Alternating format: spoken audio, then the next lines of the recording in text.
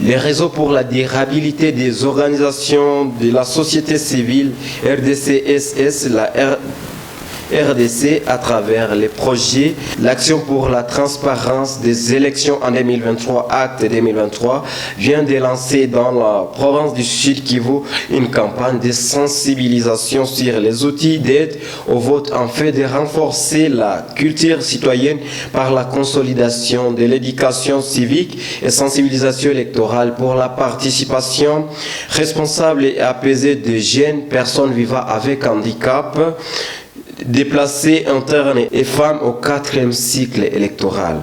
Et lancement fait devant les Chevaliers de la Plume ce samedi 25 novembre 2023 à l'hôtel Monkaouzi. Le projet ACT, comme je l'ai dit, c'est un projet pour la transparence des élections en RDC. Quel est son objectif principal?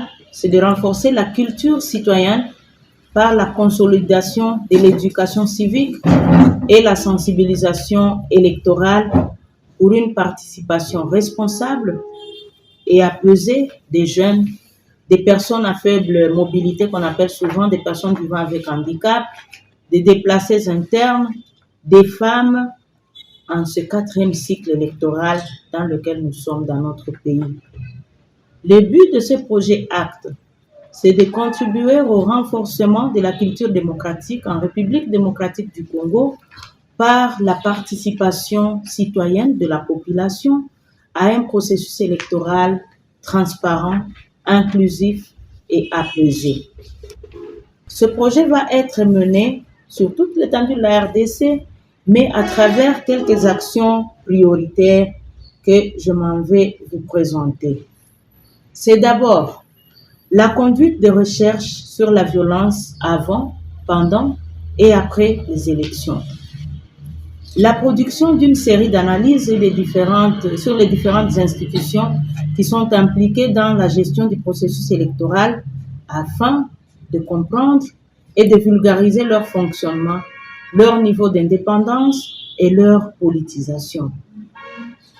L'autre action prioritaire, c'est le renforcement des capacités des acteurs de la société civile et des structures communautaires.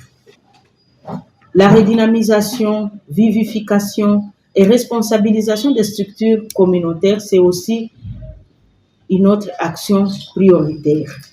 L'appui à l'élaboration participative de la matrice de gestion des conflits électoraux, la production des outils de sensibilisation, la réalisation des grandes campagnes de sensibilisation, le monitoring des violations des droits humains, la responsabilisation des organisations de la société civile. Et par rapport aux objectifs et aux activités, on a essayé de penser qu'à travers les activités que nous allons mener, nous, le réseau du Sud Kivu, nous voulons atteindre plus ou moins 3400 personnes qui seront sensibilisées dans les axes qui ont été retenus pour la mise en œuvre du projet. Et ces personnes seront sensibilisées sur la participation citoyenne, la prévention des violences électorales et la compréhension sur le fonctionnement des institutions intervenant dans le processus électoral.